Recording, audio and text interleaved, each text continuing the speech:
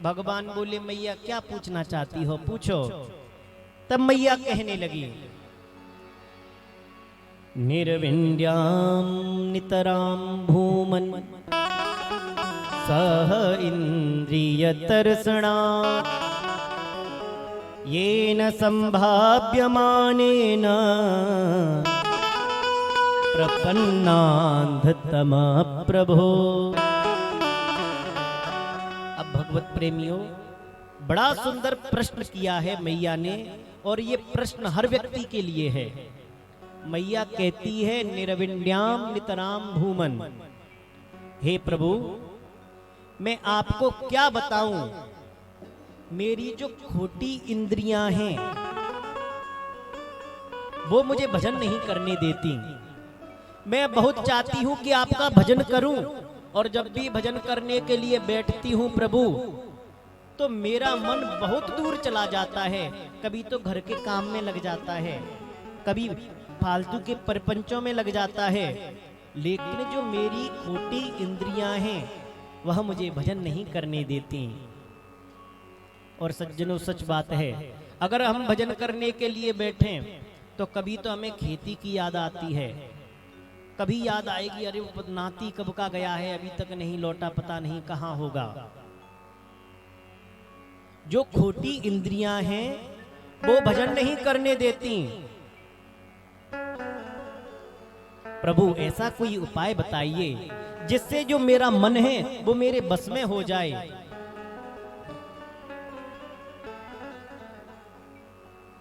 भगवान ने सुना, मैया प्रश्न तो तुमने बहुत अच्छा किया है, क्योंकि मैया जो जीव है ना, ये जीव का मन बड़ा चंचल है। देखना इंद्रियों के न घोड़े बड़े, इनमें हरदम ही संयम के कोड़े पड़े। अगर आप चाहो कि इंद्रियां बस में हो तो पता है क्या करना पड़ेगा, संयम को धारण करना पड़ेगा। क्योंकि अगर कोई कहे कि देखो महाराज हमने अपना मन रोक दिया है, तो ये असंभव है। मन रुक नहीं सकता, मन मुड़ सकता है। अब कोई कहे के नदी बह रही है कि हम उस नदी को रोक दें, सज्जनों नदी रुकेगी नहीं, धार को मोड़ सकते हो। तो ऐसे ही मन रुकता नहीं है, मन मुड़ता है। हाँ, ये पक्की बात है कि हमारा जो मन संसार में लगा है उसे हम मोड़कर भगवान के चरणों में लगा सकते हैं। मैया ने जब प्रश्न किया तो भगवान कहने लगे, देख मैया, मैं तुझे जो मुझे प्राप्त करने की विधियां हैं वो बताता हूं। पहली विधि है योगाध्यात्मिकम पुंसा। अब देखिए, कपिल भगवान मैया को योग की विधि बता रहे हैं। योगाध्यात्मिकम पुंसाम मतो निःश्रेयसाय मे, अत्यंतोपरतिर्यत्र दुःखस्य च सुखस्य च। देख मैया, मेरा जो योग है ना, और योग भी कहता है करो योग रहो निरोग। तो जब व्यक्ति योग करता है, योग करने से सुख की और दुख की भ्रांति खत्म हो जाती है। लेकिन मैया, यह मेरी भक्ति बड़ी कठिन है, योग करना हर किसी के बस की बात नहीं। मैया बोली, देख लाला, हम हैं स्त्री, और तुम्हारा जो योग है इतना कठिन मार्ग है, हम इसे नहीं कर पाएंगे। तो भगवान बोले, कोई बात नहीं मैया, दूसरी भक्ति बताता हूं।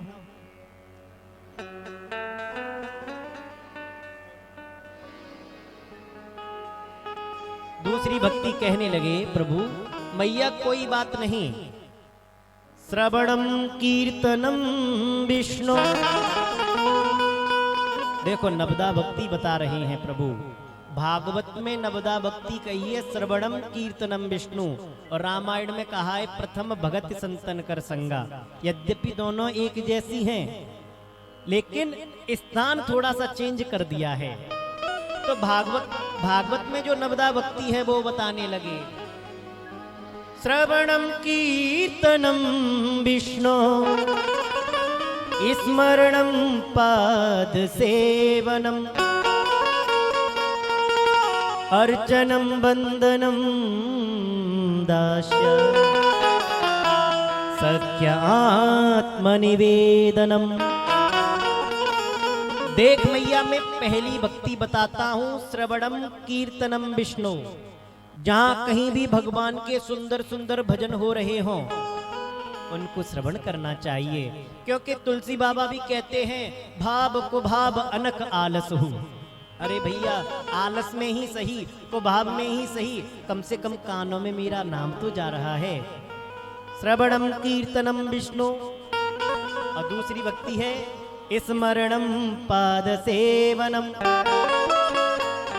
मेरे चरण कमलों का व्यक्ति को स्मरण करना चाहिए, ध्यान करना चाहिए। अर्चनम वंदनम दास्य, अर्चना करे, वंदना करे। सख्य आत्म निवेदनम, और जब ये सब कुछ मान ले तो सबको मुझे ही मानकर, मुझे ही आत्मसमर्पण जब व्यक्ति कर देता है कि प्रभु तुम्ही हो, माता पिता तुम्ही हो बंधु सखा तुम्ही हो, जब ये भाव व्यक्ति का हो जाता है तब जानते हो मैं उनकी कैसे रखवाली करता हूं। करहूं सदा तिन की रखवारी, जिम्मे बालक राखहि महतारी। जो मेरी शरण में आ जाता है मैया, फिर मैं उनकी बड़े सुंदर तरीके से रखवाली करता हूँ। और मैया तुलसी बाबा भी बताते हैं नवदा भक्ति में, प्रथम भगति संतने कर संगा, प्रथम भगति संतने कर संगा, दूसरी रते मम कथा प्रसंगा, दूसरी रते मम कथा प्रसंगा। तुलसी बाबा कहते हैं देख मैया, मेरी पहली भक्ति है, क्या है? प्रथम भगत संतन कर संगा। अगर आप संतों का संग करोगे तो भगवत प्रेमियों, संगत का बड़ा प्रभाव है। क्योंकि जीवन में हमें ध्यान रखना चाहिए संगत का और पंगत का, कि हम जिस व्यक्ति के साथ बैठकर भोजन कर रहे हैं क्या वो भोजन करने लायक और हमारे बैठने लायक है कि नहीं।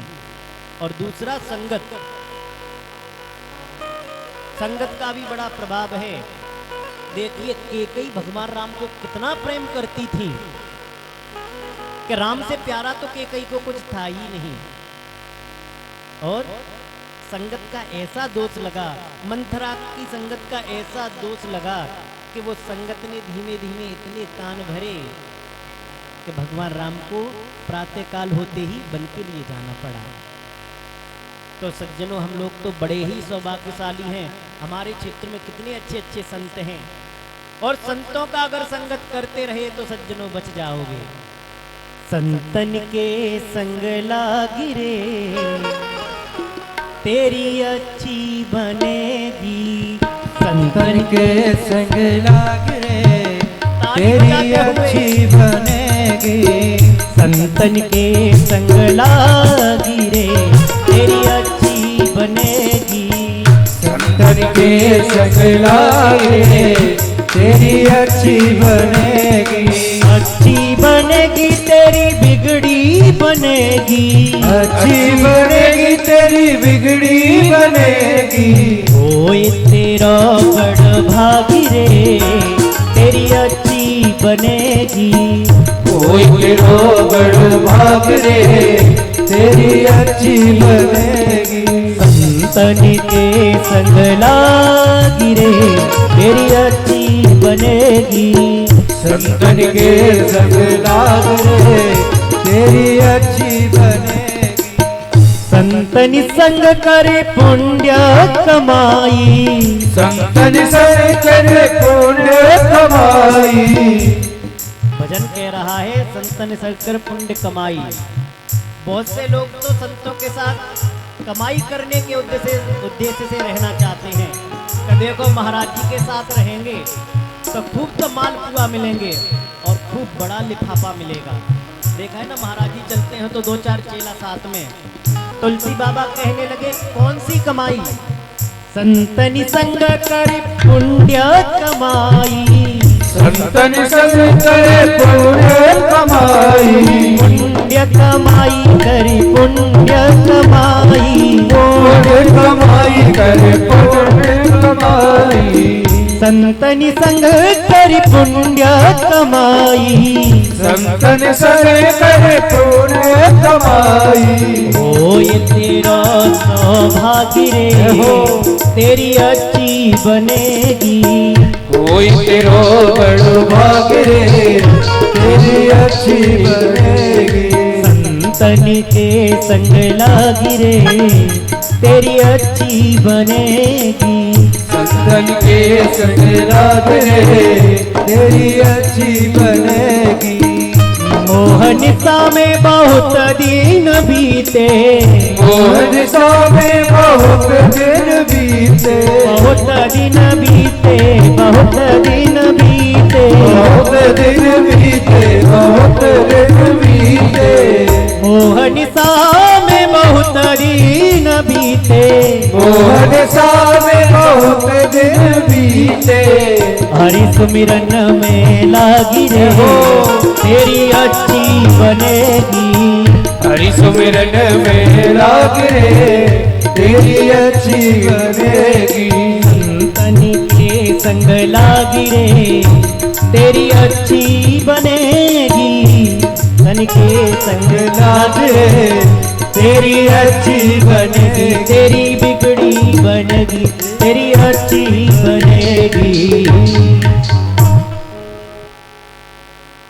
तो सज्जनों ध्यान रहे कि अगर हमें संत का संग मिल गया तो ये तो पक्की बात है कि हमारा स्वर्ग जाने का रिजर्वेशन पक्का है।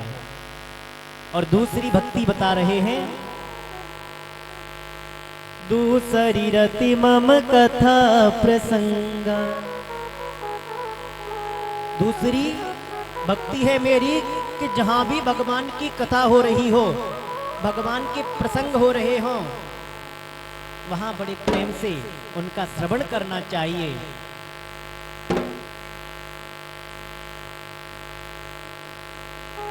गुरुपद पंकज सेवा,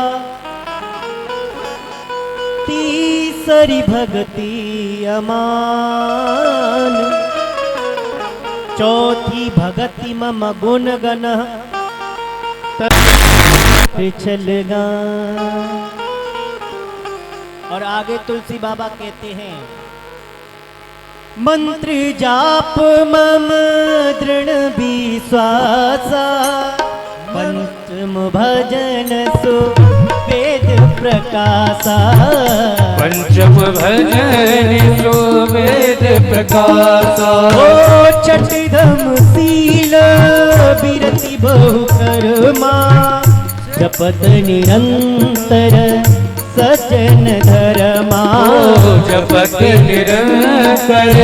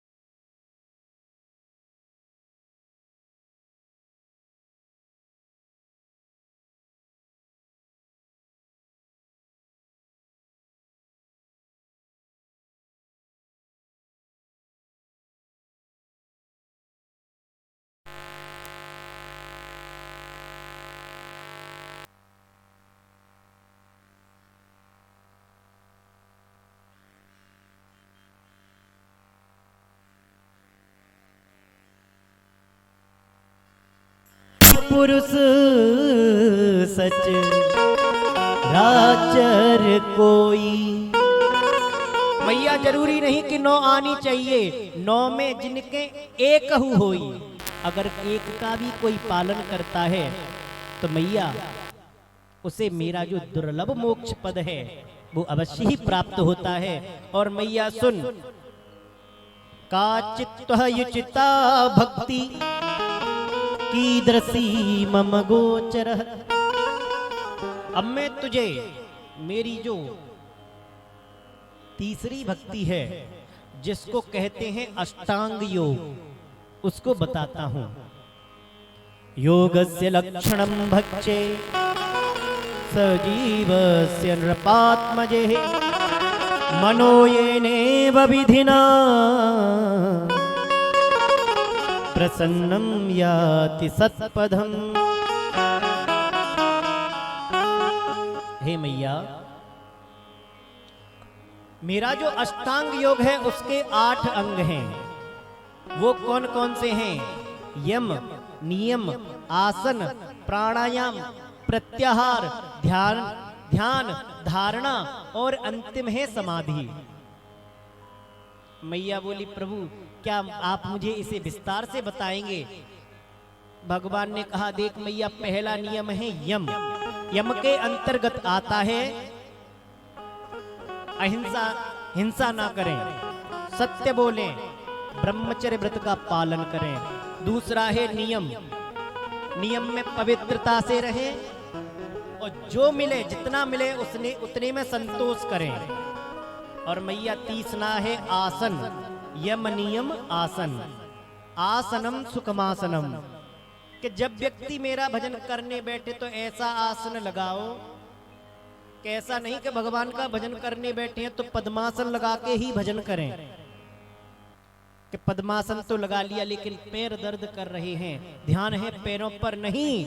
आसनम सुखमासनम, वो आसन लगाओ जो हमें सुख दे सके, आराम से बैठ सकें। और मैया अगला है 4 नंबर का, वो है प्राणायाम। इसमें 3 क्रिया है, पूरक, कुंभज, रेचक। पूरक में श्वासा को खींचा जाता है, कुंभज में रोका जाता है, रेचक में धीमे धीमे श्वास को उतारा जाता है, स्थूल रूप में भ्रकुटी के मध्य भगवान का ध्यान किया जाता है। ये है मैया प्राणायाम। और अगला है प्रत्याहार। प्रत्याहार में मन द्वारा इंद्रियों को रोका जाता है तथा जो हमारा मन, हमारी इंद्रियां संसार में लगी हैं उनको संसार से हटाकर भगवान के चरणों में लगाया जाता है। इसे कहते हैं प्रत्याहार। और मैया 6वें नंबर का है धारणा। धारणा में भगवान के स्थूल रूप को धारण किया जाता है। उसके बाद आता है ध्यान। देखा है संत लोग ध्यान करते हैं, ध्यान तो हम भी करते हैं लेकिन हम काय का ध्यान करते हैं और संत लोग किसका ध्यान करते हैं? जो संसारी जीव है वो ध्यान करता है। अगर कोई वस्तु खो गई तो देखा है ना, हम लोग कहते हैं अरे भैया ध्यान करो कहाँ रखी थी। संसार की वस्तुओं को ध्यान में लाना संसारी जीव का धर्म है और भगवान को ध्यान में लाना ये एक संत का धर्म है। और मैया जब ध्यान पूर्ण हो जाता है, अंतिम क्षण है, अंतिम अंग है समाधि। समाधि में सारी त्रुटियां खत्म हो जाती हैं और जीव ब्रह्म एक हो जाते हैं। भगवत प्रेमियों, वैसे तो अष्टांग योग का बहुत विस्तार है लेकिन ये घड़ी बड़ी जल्दी दौड़ती है, रुकने का तो नाम ही नहीं लेती। और कुछ आप लोग भी, कोई तो 1:30 बजे आ रहा है, कोई 1 बजे आ रहा है, यद्यपि कथा का समय है 12 बजे से, लेकिन 12 बजे कोई नहीं आता। और जैसे ही 4 बजे, पता है क्या करते हैं? सामने से हमें घड़ी दिखाएंगे, महाराज 4 बज गए। अब आप लोग आज लेट आए हो तो एक ही सजाए कि आप लोग लेट जाओगे। बोल वृंदावन बिहारी लाल की जय हो।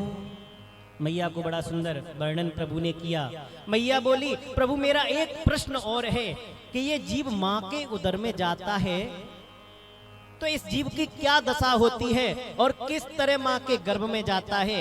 भगवान ने कहा, देख मैया, जीव कर्म के अनुसार माँ के उदर में प्रवेश करता है।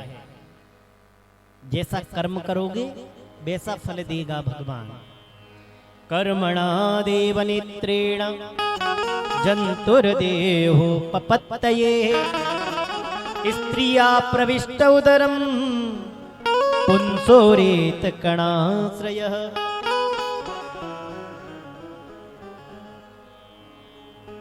प्रभु ने कहा, देख मैया, कर्मणा जायते जंतु, व्यक्ति जैसा कर्म करता है कर्म के अनुसार ही उसे भगवान योनि प्रदान करते हैं। और सज्जनों, सच बात है, जैसा हम कर्म करेंगे वैसा ही हमें फल मिलेगा। वृंदावन की सत्य घटना है। एक बड़े विद्वान ब्राह्मण पंडित जी महाराज, शास्त्रों के ज्ञाता, उनके यहाँ एक लड़का रहता था, गाय की सेवा करता। उसका एक ही काम था, उनकी गाय का गोबर डालना, गाय को सानी करना और गायों की देखभाल करना। असमय ऐसा कुयोग बना कि उसका देहांत हो गया, पुत्र खत्म हो गया। एक दिन की बात, जब वो बालक खत्म हो गया, उसके 1 वर्ष के बाद पंडित जी महाराज भजन कर रहे थे, अंदर से कमरे की कुंडी लगी और बालक। तो पंडित जी महाराज बड़े आश्चर्य में पड़ गए कि पिछले वर्ष इसका देहांत हुआ है, ये बालक खत्म हो गया, भैया फिर ये कहां से आया? तो उस बालक ने हाथ जोड़कर कहा, महाराज डरने की जरूरत नहीं है, अरे मैं आपका वही शिष्य हूं जो आपकी गाय की सेवा करता था। तो पंडित जी बोले, अरे भैया फिर ये तुम्हारी ऐसी दशा और तुम आज कैसे? उसने कहा, देखो महाराज, यम के यहाँ मुझे नौकरी मिल गई है यमलोक में, और मेरा एक ही काम है कि जिस व्यक्ति का समय होता है तो मुझे यमराज महाराज आदेश देते हैं और आकर मैं उनको यहाँ से ले जाता हूँ। और पंडित जी महाराज आज अपने गांव के जो फलाने वैश्य वर्ग हैं, एक वैश्य वर्ग था, उनके यहाँ जाना है क्योंकि आज उनका देहांत होने वाला है। ठीक 2 बजे हम उन्हें लेने आएंगे और उनका अंतिम समय आ चुका है। पंडित जी महाराज बोले, देखो भैया हम ऐसे कैसे माने, क्योंकि अभी 10 मिनट पहले तो वो हमसे अपने पोते का मुहूर्त निकलवा के ले गए थे शादी का, क्योंकि उनके पोते की शादी है, और अभी हमने बड़ा सुंदर मुहूर्त निकाला है विवाह का। तो वो बालक बोला, महाराज देखो हमें तुम्हारे मुहूर्त से क्या करना, क्योंकि वहां से तो समय फिक्स है, भगवान का मुहूर्त कभी नहीं टलता। पंडित जी महाराज बोले, देखो भैया अगर ऐसा हुआ तो हम लोगों को इस बात को खूब बताएंगे, लोगों में प्रचार करेंगे कि भैया ये बात सत्य है। उसने कहा, देखो महाराज मेरा तो समय हो रहा है, अब मैं जाता हूँ। पंडित जी ने कहा, देखो भैया एक ही निवेदन है, जब भी कभी क्षेत्र में आओ तो हमें दर्शन देते रहना। और भगवत प्रेमियों, ऐसा कहकर वो बालक तो चला गया। जैसे ही 2 बजे और जो वैश्य थे उनका देहांत हो गया, बड़ी जोर से पेट में दर्द हुआ और वो मर गए। अब तो पंडित जी महाराज को पक्का हो गया कि ये सत्य बात थी। अब पंडित जी महाराज को इंतजार है कि अब वो द्वारा से बालक फिर आए। समय की बात, कुछ समय बीता, फिर से वो बालक पंडित जी के सामने आ गया। पंडित जी ने कहा, देखो भैया तुमने जो जो कहा था वो बिल्कुल सत्य निकला। उसने कहा, देखो महाराज हम पे समय कम रहता है। पंडित जी महाराज बोले, भैया ये बताओ आखिर में तुम्हें यमराज के यहाँ नौकरी क्यों मिली?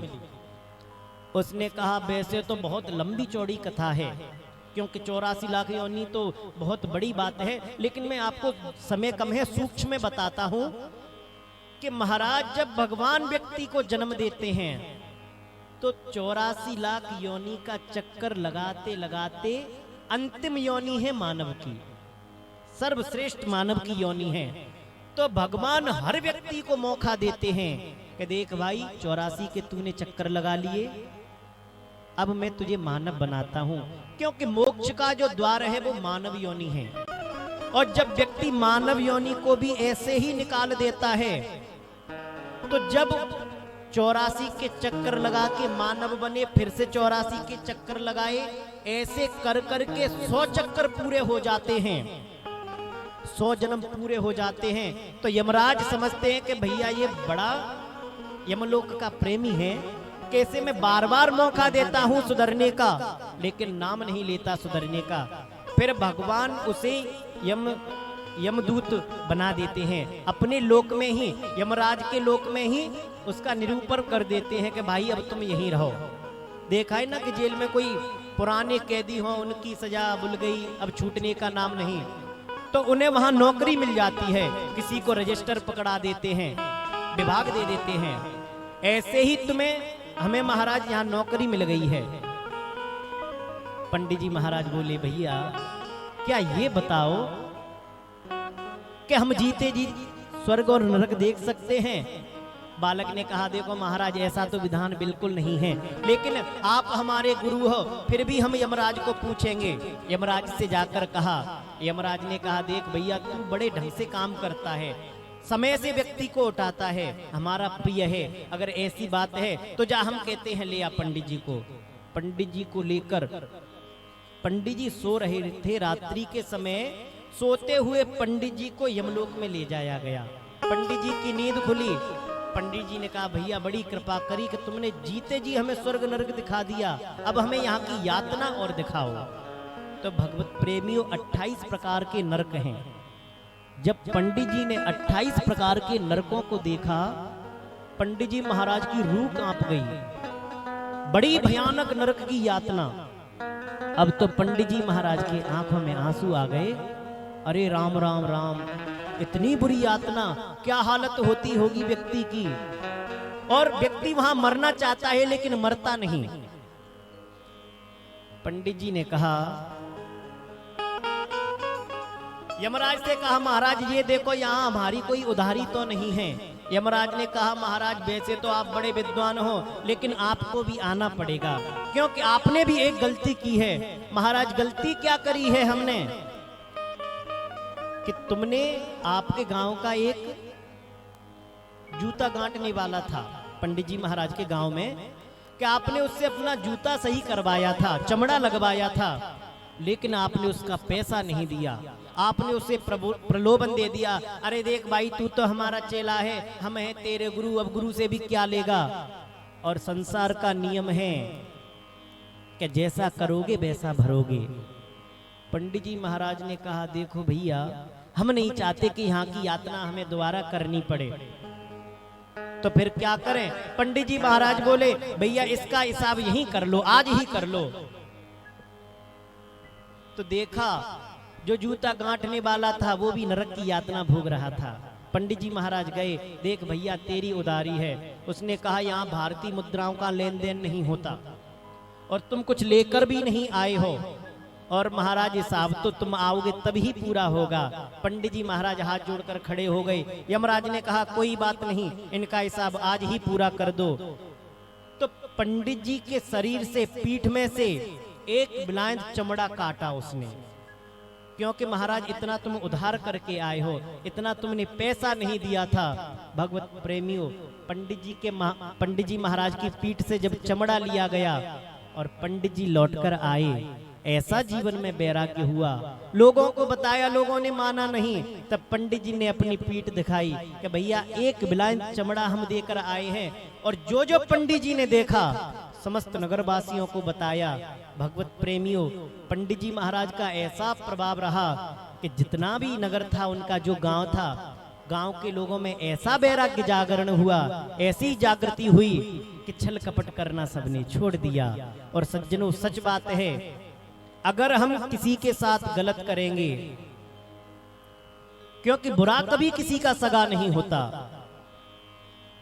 बुरा किसी का सगा नहीं है, ना मानो तो कर देखो। बुरा किया है जिन लोगों ने, जाकर उनके घर देखो। बुरा करने वाले आपको सुखी नहीं मिलेंगे, क्योंकि संसार का नियम है। कपिल महाराज कहने लगे, मैया जब व्यक्ति माँ के उदर में आता है तो जानती है कितना कष्ट होता है माँ के उदर में। गर्भवास समम दुखम ना भूतो ना भविष्यति, ना तो कभी ऐसा कष्ट हुआ और ना भविष्य में कभी होने वाला है, क्योंकि विष्ठा का कुंड है, मलमूत्र का कुंड है। इस जीव के पैर ऊपर हैं, सिर नीचे है। मैया बोली प्रभु मुझे विस्तार से बताओ, माँ के उदर में जीव जाता कैसे है? प्रभु ने कहा देख मैया, माता और पिता के संसर्ग से जीव माँ के उदर में प्रवेश करता है वीर्य का आश्रय लेकर। एक रात्रि में शुक्र शोणित होता है, 5 दिन में बुलबुले के समान हो जाता है, 10 दिन में बेर के समान कठोर हो जाता है यह जीव, और 1 महीने में मांस पिंडाकार बनना शुरू हो जाता है। और जैसे ही दूसरा महीना लगता है, दूसरे महीने में इसके बाहु, चरण आदि अंग बनना धीमे धीमे शुरू हो जाते हैं। और हे मैया, तीसरे महीने में इस जीव के नख, चाप इत्यादि अंग आरंभ हो जाते हैं, नाखून निकलना शुरू हो जाता है। और जैसे ही चौथा महीना लगता है, इस जीव को 7 धातुएं जागृत हो जाती हैं मां के उदर में। 5वें महीने में इस जीव को भूख और प्यास सताने लगती है, और 6वें महीने में यह जीव मां के दाहिनी तरफ, मां के उदर में दाहिनी तरफ विचरण करना आरंभ कर देता है। तब इस जीव को इतना कष्ट होता है, मां अगर कहीं तीखे तीखे भोजन करती है, देखा है माता बहनें तीखे भोजन करती हैं, तब इस जीव को इतने चुभते हैं, क्योंकि मां के उदर में मलमूत्र का कुंड है, उस कुंड में पैर ऊपर है, सिर नीचे है। तब यह जीव बड़ी जोर जोर से रोता है, प्रभु से कहता है हे प्रभु, आप मुझे कैसे भी करके कृपा करके एक बार इस मां के उदर से बाहर निकालो, जीवन पर्यंत में आपका स्मरण करूंगा। तो भगवान ने कहा भैया ये बता कितना स्मरण करेगा? तो जीव कहता है प्रभु इतना स्मरण करूंगा कि जितने आकाश में तारे हैं, पृथ्वी पर जितने धूल के कण हैं, उतना नाम लूंगा। भगवान बोले देख भैया ये तो सरासर झूठ हो गई, क्योंकि तुझको घर गृहस्थी भी देखनी है। कहता है जी प्रभु 24 घंटे आपका स्मरण करूंगा। भगवान बोले मूर्ख 24 घंटे कैसे करेगा? सोना भी तो है, नहाना भी है, इत्यादि क्रिया है। तो ये जीव कहता है प्रभु मैं आपका 12 घंटे स्मरण करूंगा। भगवान बोले देख 12 घंटा करने की जरूरत नहीं। तब जीव कहता है प्रभु सुबह शाम आपका स्मरण करूंगा। भगवान बोले देख मां के उदर में तुझे है अत्यधिक कष्ट, और मैं प्रसूति वायु का सहारा लेकर मां के उदर से तुझे बाहर निकाल देता हूं, लेकिन ध्यान रहे तू ये बड़े बड़े वादे कर रहा है, भूल मत जाना। तब ये जीव भगवान से बड़े बड़े वादे करके आता है, और भगवत प्रेमियों मां के उदर से प्रसूति वायु के कारण जब 9 महीने पूर्ण हो जाते हैं, जीव छड़ पड़ाता है, और जैसे ही मां के उदर से बाहर आया, पता है जीव की क्या हालत होती है? भूमि परत डाबर पानी, जिम जीव है माया लिपटानी। बड़े बड़े वादे करके आया, सब भूल गया। आते ही मां मिल जाती है, भाई मिल जाता है। और सज्जनों सच बात है, जब कोई बालक का जन्म होता है तो वो मुट्ठी बांधकर आता है, क्योंकि जो राम नाम रूपी धन है बहुत सारा धन लेकर आता है, लेकिन धीमे धीमे जब मां खिलाती है, पिता खिलाता है, इसकी मुट्ठी खुलना शुरू हो जाता है, क्योंकि भगवान की बलवती माया इसे जकड़ लेती है। तब भगवान से वादे करके आया, सब वादे भूल जाता है। अब भगवान देखते हैं अरे दुष्ट कितना झूठ बोला, कहाँ कहता था कि 24 घंटे स्मरण करूंगा, फिर कहा 12 घंटे करूंगा, फिर कहा सुबह शाम करूंगा, लेकिन सब भूल जाता है। और इस जीव का क्या होता है, बालापन तो हंसने खेलने में निकल जाता है, और जैसे ही थोड़ा सा बड़ा हुआ, इसे अपने बल का अहंकार हो जाता है। आगे चल के विवाह हो गया श्रीमान जी का, पत्नी आ गई, पत्नी से थोड़ा सा प्रेम कम हुआ, तब तक पुत्र हो गया। अब पुत्र हो गया पुत्र में आसक्ति, समय आने पर महाराज जी बाबा बन गए। अब पुत्र से ज्यादा प्रेम किससे हो गया? नाती से। और भैया नाती तो इतना प्यारा होता है कि ये तो जो बाबा बने हैं वो ही जाने। नाती में ऐसा मन लगता है कि अगर कहीं गलती से नाती को कांटा भी लग गया तो मानो ऐसा लगता है कि बाबा की तो जान ही निकल गई। नाती कभी तो कान पकड़ता है बाबा के, कभी बाबा को घोड़ा बनाता है। वैसे श्रीमान जी किसी के आगे नहीं झुकेंगे, लेकिन नाती के आगे घोड़ा बनने को तैयार हैं। भगवान कहते हैं देख क्या हालत है इस जीव की, वृद्धावस्था आ गई, रहे न काहू काम के। जब सारी इंद्रियां शिथिल हो गईं, तब ध्यान आता है। और सज्जनों सच बात है, जब व्यक्ति के नाती होता है तो नाती याद दिलाता है। नाती कहता है बाबा बाबा बाबा, कि अब देखो बाबा बन जाओ, अब समय आ गया। तो बाबा के मन में विचार आया, अब नाती भी बाबा कह रहा है तो हम नाती बन जाते हैं। तब तक वही खेलता हुआ पुत्री का पुत्र आ गया। पुत्र के पुत्र ने कहा बाबा। पुत्री का पुत्र आकर बोला नाना नाना नाना। अरे अभी और रुको, अभी मत बनो, बाबा बनना चाहते हैं? पुत्री के पुत्र ने कहा नाना। तो महाराज जी फिर रुक गए। सज्जनों, गिनती भी हम लोगों को कितना बोध कराती है, लेकिन हम ध्यान नहीं देते। 50 के बाद गिनती आती है 51। अरे भैया बन के लिए निकल जाओ, बन जाएगी। लेकिन यह मदांध जीव गौर नहीं करता। फिर भगवान 10 वर्ष के बाद एक घंटी और बजाते हैं। फिर गिनती कहती है 61। अरे 60 सुधर जा, अभी कोई बात नहीं, अभी भी शरीर में ताकत है। लेकिन यह व्यक्ति फिर भी अनसुना कर देता है। फिर अगली घंटी बजी 71। अरे भैया अगर अभी भी निकल गए तो तर जाओगे, कुछ नहीं बिगड़ा अभी भी। लेकिन जीव कहां मानने को तैयार है। उसके बाद गिनती आती है 81।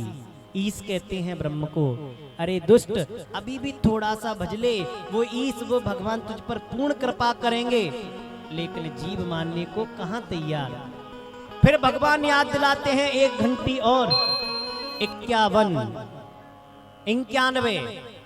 अरे व्यक्ति अब तेरा व्यय, व्यय माने क्षीण होने वाला है, तू अंतिम समय है, कुछ नहीं किया, अभी भी देख ले 10 वर्ष हैं। अंत में क्या होता है? 1 डंडा और 2 शून्य। एक है ब्रह्म और तुमने क्या कमाया? शून्य।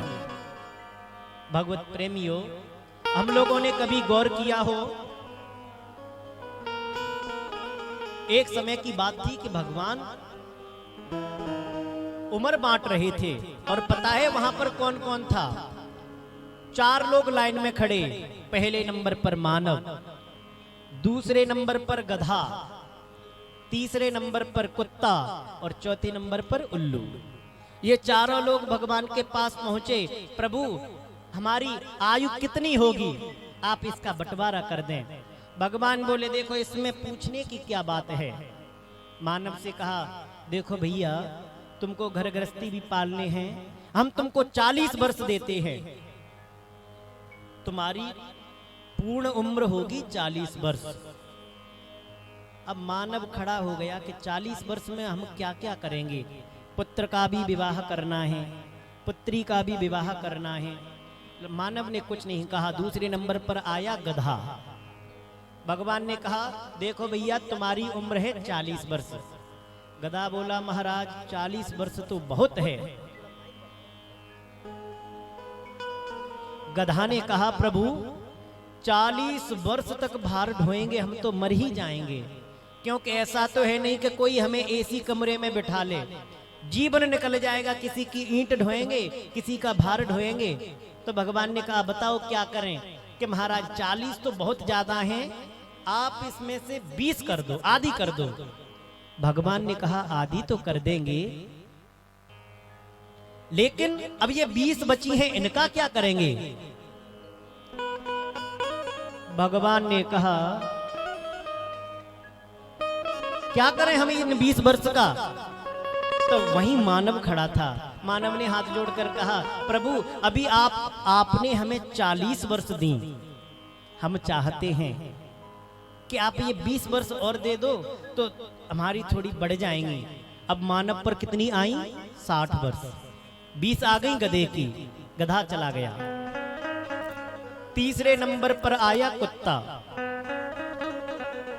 भगवान ने कहा, देखो भैया तुम्हारी भी उम्र है 40 वर्ष की। कुत्ते ने हाथ जोड़कर कहा, प्रभु 40 वर्ष बहुत होते हैं, दरवाजे दरवाजे पर डंडे खाएंगे। और सज्जनों सच बात है, अगर पालतू कुत्ता है तब तो ठीक है, बढ़िया एयर कंडीशन में घूम रहा है, कार में घूम रहा है। और अगर कहीं फालतू बन गए तो देखा है गांव गांव कैसी रिदाई होती है कुत्तों की। कुत्ते ने कहा, महाराज मर ही जाएंगे, 40 वर्ष तो बहुत हैं। भगवान ने कहा, भैया देखो कम तो कर दें, अब ये तुम्हारी 20 वर्ष किसे दें। वहीं पर खड़ा था मानव, हंसकर कहा, प्रभु आप अगर बुरा ना माने तो ये 20 वर्ष और दे दो, ये मान लो हमारा काम हो गया। भगवान ने कहा, अरे भले आदमी, तेरा मन नहीं भरेगा, चलो ठीक है तुम्हें 20 वर्ष दी। अब मनुष्य के पास कितनी हो गई? 80। 40 भगवान ने दी, 20 गधे की 60, 20 कुत्ते की, ये हो गई 80। अब अंत में नंबर आया उल्लू का। उल्लू ने कहा, प्रभु 40 वर्ष आप दे रहे हो, दिन में दिखाई नहीं देता, जीवन पर्यंत उल्टे लटके रहेंगे, रात में हमें दिखेगा, क्या मतलब रात में दिखने का, और प्रभु ये तो बहुत ज्यादा है। भगवान बोले, देखो हम कम तुम्हारी तो कर लेते, अब हमें ये 20 किसे दें। वहीं मानव खड़ा हंसकर बोला, प्रभु अगर ये और दे दो काम बन गया, पूरी 100 हो गई। भगवान ने कहा, अगर ऐसी इच्छा है तुम्हारी, चलो ये भी ले जाओ। मनुष्य के पास कितनी हो गई? 100, पूरा शतक लग गया। अब हम लोग थोड़ा सा विचार करें, जब तक हमारी 40 वर्ष की आयु रहती है, शरीर में पूरी तरह से बल रहता है, किसी भी काम को करने में सक्षम रहते हैं। और 40 वर्ष के बाद देखा है हम लोग सिर का वजन कहाँ लेते हैं? पीठ पर, क्योंकि सिर पर रखने में अब दिक्कत है। पीठ पर इसलिए लेते हैं क्योंकि गधे की आयु है। अब भैया जिसकी आयु होगी असर तो वही दिखाएगी ना। और उसके बाद फिर उम्र आई कुत्ते की। अब महाराज जी के नाती हो गया, घर में बहू आ गई। अब बाबा की खाट कहाँ है? घर से बाहर, क्योंकि घर में बहुएं आ गईं। बाबा की खाट घर से बाहर कर दी, कोई पूछता है नहीं, लेकिन बाबा कुत्ते की तरह भौंकते रहते हैं। देखा है बिना सलाह के भी बुढ़ापा भैया बड़ा खतरनाक है, क्योंकि बुढ़ापे में मंद बुद्धि हो जाती है। कोई पूछता नहीं, लेकिन बाबा सलाह दिए मानते नहीं, बड़ी जोर जोर से कहेंगे, अरे बेटा ये बताओ वो खेत जुता कि नहीं। और नाती कहेगा, अरे तुम चुपचाप रखे रहो, तुम्हें क्या जरूरत है, तुम तो राम राम कहो। लेकिन बाबा राम राम कैसे कहें? कुत्ते की आयु है।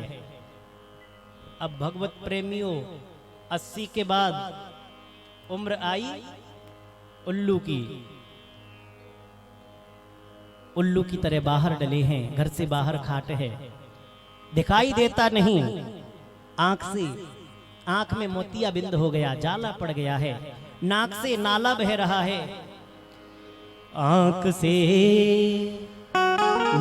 से बहेगा नाला, आंख में पड़ेगा जाला। आंख में जाला पड़ गया, बाबा को दिखाई दे नहीं रहा, लेकिन बाबा नहीं मानते।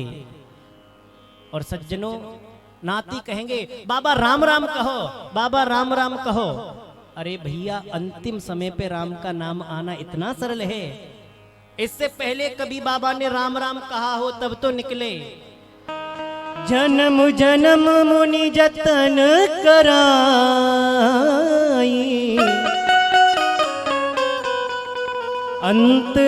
अंतराम कहे आबत नाही। भैया इतना सरल होता तो तो राम का नाम आ जाता। जीवन में कभी राम का नाम लिया नहीं। अब पछताए होत कहा चिड़िया चुन गई खेत। सज्जनों, अंतिम संस्कार है। अब बाबा को स्मरण आया कि भगवान से कितने कितने मैंने वादे किए, लेकिन तब कहते हैं जन्म सब धो के ही बीत गयो, रे मूरख कब हूं न कृष्ण कहो। अब बाबा डले हैं।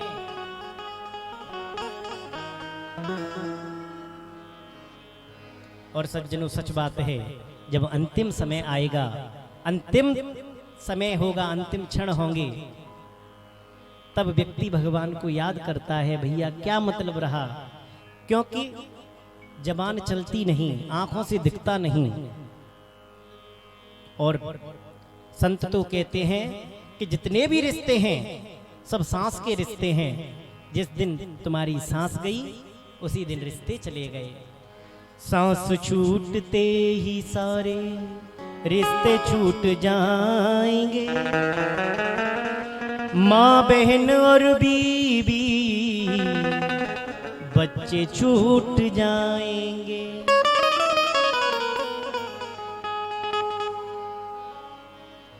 और सज्जनों, जिस दिन हमारी मौत की शहजादी जाएगी, अब कोई कहे कि महाराज हम पर इतना धन है, इतना दौलत है। सज्जनों, कुछ भी साथ में नहीं जाने वाला। और मैं तो कहूंगा जो पानी पिलाने वाले भैया हैं, पानी की व्यवस्था आप देख रहे हैं, तो अभी एक हम छोटा सा भजन ले रहे हैं, उसके मध्य में आप जल पिला दें। उसके बाद हम लोग आगे भागवत की भागीरथी में अब गाहन करेंगे। संतों का बड़ा सुंदर भाव है। सज धज कर जिस दिन मौत की, बड़े प्रेम से ताली बजाते हुए हम लोग कहेंगे, क्योंकि इस भजन में जीवन की वास्तविकता है। देखिए, जाना तो सबको है। राजा हुए अनेक यहाँ पर, रावण रहे न राम रहे, और जो भी आए गए यहाँ से केवल उनके नाम रहे। तो कहना है,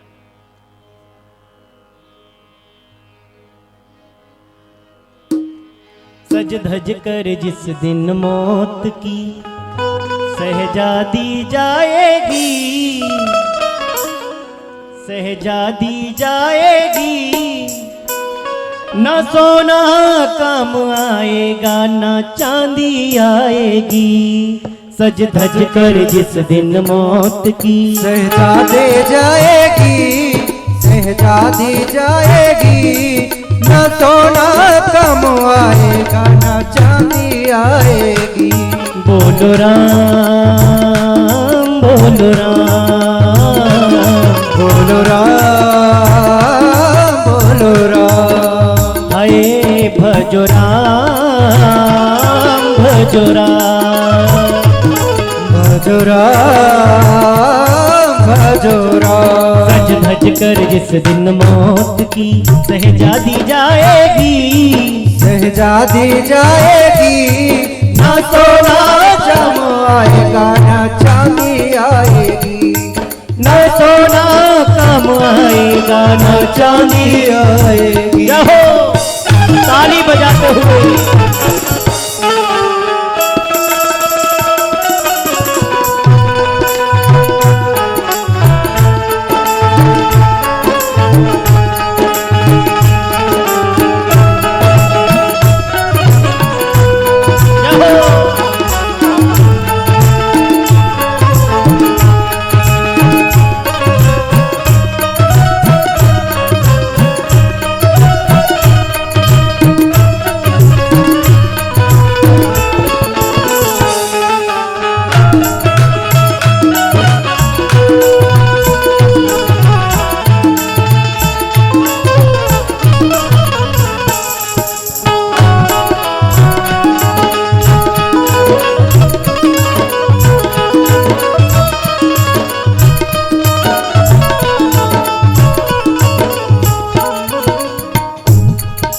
कितना छोटा सा तू बड़े अरमान है तेरे, कितना छोटा सा तू बड़े अरमान है तेरे, मिट्टी का सब सोने से सामान है तेरे, मिट्टी का सब सोने तेरे सामान है तेरे। मिट्टी की काया एक दिन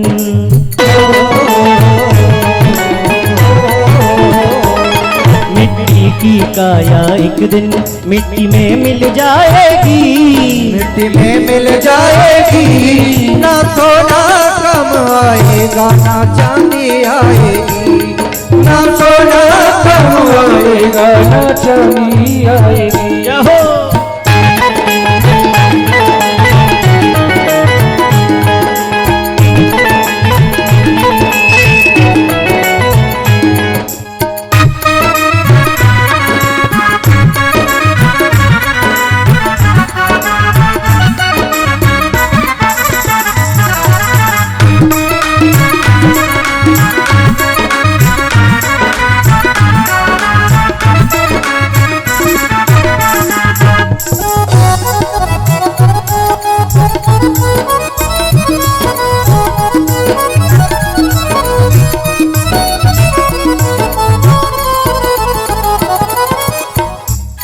पंछी है तू पर खोल पिंजड़ा तोड़ के उड़ जा, पंछी है तू पर खोल बेटा उड़ के उड़ जा, पंछी है तू पर खोल पिंजड़ा तोड़ के उड़ जा, पंछी है तू पर खोल पिंजरा तोड़ के उड़ जा, माया मोह के सारे बंधन तोड़ कर उड़ जा, माया मोह के सारे बंधन तोड़ के उड़ जा। ये हरि गणेश की वाणी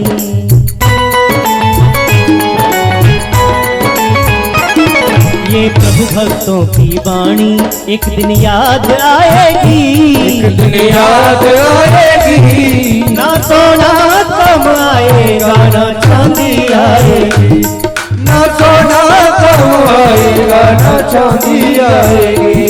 भजो राम भजो राम भजो राम भजो राम हे भजो राम भजो राम भजो राम भजो राम। हे राधे राधे गोविंद गोविंद राधे, राधे राधे गोविंद गोविंद राधे, गोविंद राधे गोपाल राधे, गोविंद राधे गोपाल राधे, गोविंद राधे गोपाल राधे, गोविंद राधे गोपाल राधे, गोविंद राधे गोपाल राधे, गोविंद राधे गोपाल राधे, गोविंद राधे गोपाल राधे, गोविंद राधे गोपाल राधे, राधे राधे गोविंद गोविंद